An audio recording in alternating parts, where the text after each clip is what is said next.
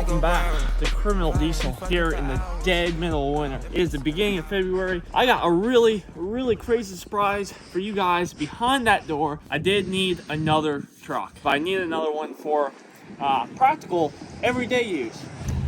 I will show you guys that.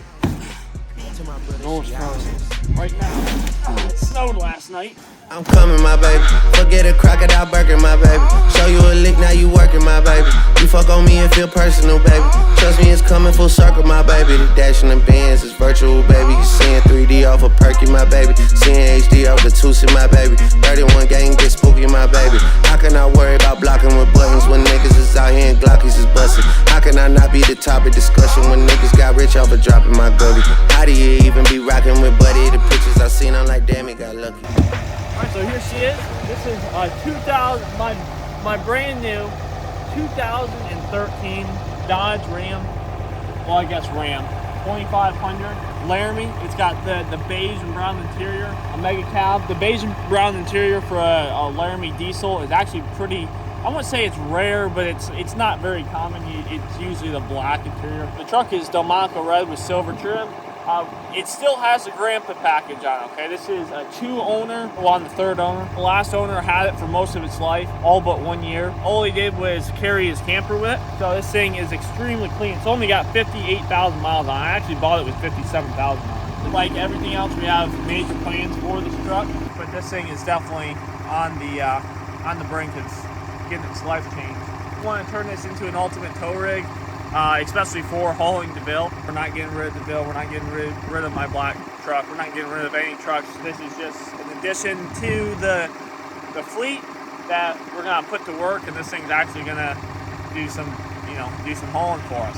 It's a fully loaded Laramie. The only thing a Laramie might have that this doesn't is a sunroof. Everything else, it's a maxed out Laramie. As you can see, the interior is crazy sweet looking. Definitely the nicest truck I've ever bought or ever had, or as a matter of fact, it's the nicest truck I've ever ridden in. Our plans are to go up. We got the parts back from Powder Coat from Tin Works up in Watkins Glen. He got our steering stabilizer bar and my track bar done for DeVille, so we're gonna go up and take a look at that. We're filming in the snow today. The lovely girlfriend is freezing. It's not fun. This is why we don't film in the snow. All right, we're pulling up to the garage right now. As you guys can see, the roads are an absolute disaster. This is the driveway, but the roads are pretty much the same. Usually I don't drive the trucks. I usually drive my company truck in the snow to avoid all the salt. Speaking of salt, look at this. We had to get something to start driving around. This truck just happened to be it. Like I said, it's got all the accessories that you could ever really want. Sunroofs are cool, but who the hell really wants a sunroof? Needs a sunroof, I should say. Sunroofs are like a bonus. Sunroofs are pretty much like a bragging right. Like, they're cool, but I mean, come on, it's not a limo. I think this truck actually has heated rear seats also. I'm not sure if all Laramies come with that or not, but yeah, that's pretty sick. Run free! Let's go inside and take a look at what we got going on here. I want to show you guys the bars. They turned out awesome. So I turned the flash on for you guys so you can see this sparkle. So this ended up being an almost direct color match to the paint code on my truck. It's got purple, gold, pink, blue, pearlescent in it. Or metal flake, I guess. They just look so sick. The problem with powder coat underneath, dark powder coat underneath of a truck, the second it gets a layer of dirt on there, those bars, they do look really sick, and it is all about the little details. But in reality, the second this thing goes out on the road, they're just gonna look black, even with the rock lights on. However, they do look crazy cool out here in the garage shop and underneath this phone light here. Go ahead and unwrap the rest of those, install them, and then as you guys can see, these kings are a mess. I have to end up polishing those out. Hopefully we'll get that done today. Rip all this stuff off. Okay, so I didn't want to do red to match the rest of the suspension just because I feel like it'd be too much red. I've seen trucks have an all red suspension with these bars painted red, powder coated red. It was just too much. Probably from where you're at right now, you can probably barely see that it's any other color but just straight black. The only way you can tell about the metal flake is with a light on it. So hopefully this installation, second time around, is a heck of a lot easier than the first time. Saying that the first time I didn't know what I was doing. I still don't really, but put that on. These bars really aren't that difficult. They need their own level of finesse to them because they do get kind of annoying.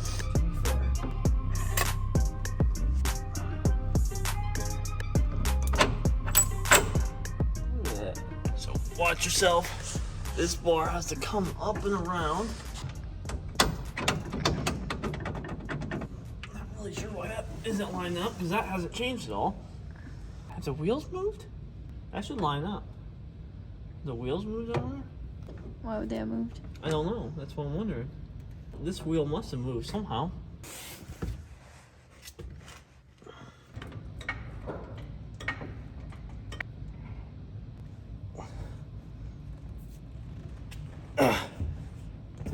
Go. Bring this wheel back, will you? More, just a little bit. Right there. Oh, yeah. All right. So apparently, somehow, this wheel over here got moved sideways, so it kind of knocked off the perfect alignment I had for the tie rod here. All right, boys. We just got the truck started up. It is the next day here.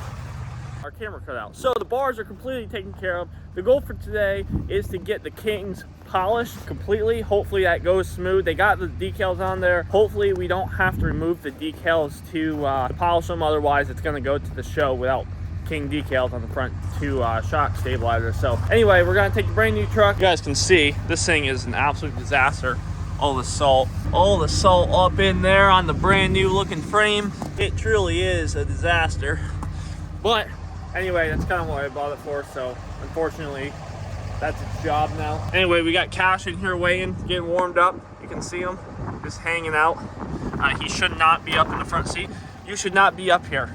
No, you shouldn't. And we got an errand to run first, and then I'll meet you up at the garage and get started on getting the black truck out and getting this one in. So let's go. You ready to go work on some trucks, bud?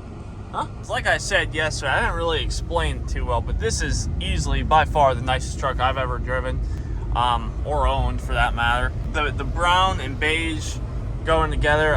You guys might have this truck, I don't know, and it might not be anything special to you, but going from plastic interiors and Dakotas and work trucks into this thing is a completely different ball game. Got the heated steering wheel and heated seats. She didn't know that the Laramies came with a heated steering wheel until after I picked this thing up, and this thing is a lifesaver. This steering wheel is hot. We're solo again today, so I gotta do all the filming. Come on. There you go. Having a hard time getting used to getting out of trucks that high up off the ground. As you can see, we got the bars on. They, like I said, they're not as crazy looking as the all polished, but they do look really good. I'll go over and show you guys exactly what's going on with the Kings. I don't think I've gone into this much detail with the shocks yet. I did not know that when you buy Kings and polish them, that they are not raw aluminum. They are some kind of mixed metal between aluminum and steel.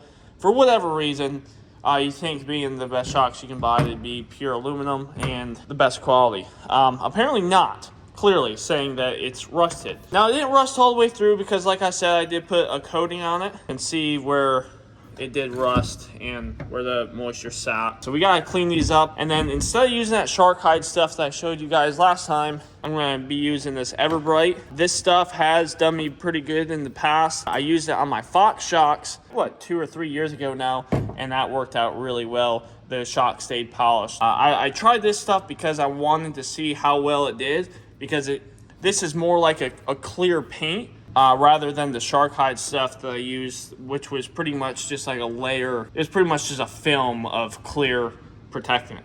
This is not. This goes on with a brush, and it's a little bit thicker. So we're going to be using this time, and honestly, I don't really have a choice. These have to be polished because you can't go back. Like, they're already polished. I can't undo that. So we're going to try polishing them again, put them back down to raw metal, and then put another coating on, and hopefully this one holds. This one might be a little easy to get around, this King decal, because there's not too much rust around here on this one. However, this one, we might run into a little bit issue because it is going to be pretty hard to get that out from underneath there without taking that decal off. All right, so we just got over here. We just fired up the DeWalt polisher that we got. This is kind of what the shock did look like. Hopefully my phone can help see it a little bit better. That's kind of what it did look like. And then over here, I hit it with just a rough cut really quick, and you can see that for the most part, this is my last pass, so all this has compound on it, as you can see. But my last pass, you can see, it did actually clear up quite a bit, if not all the way. There are some scars on it from the rust, but they're mostly just pits, so I don't know if I can even get those out. I might hit it with a little bit of sandpaper to see if I can get those out. But for the most part, it does look pretty good. And that's just a rough cut. Obviously, we got 2 more stages to go over there and clean this up. But I just wanted to give you guys an update before we really start going on it. And yeah, that's kind of what you're looking at.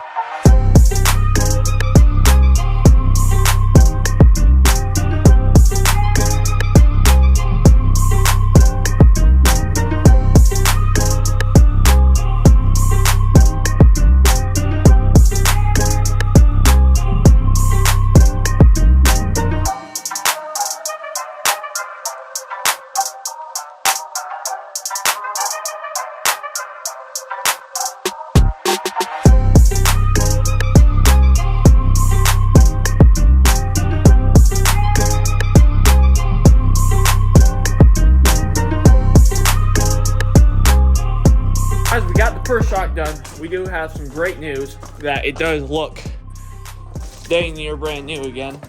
Most, if not all, the pitting came out, and I actually got to keep the decal on there. As you can see, I mean, this thing came out pretty good. Most of the pitting that we were trying to get out today came out, and as you can see, I think there's a little bit of compound on there. That's why it's not crystal clear. But I mean, for the most part, this thing came out awesome.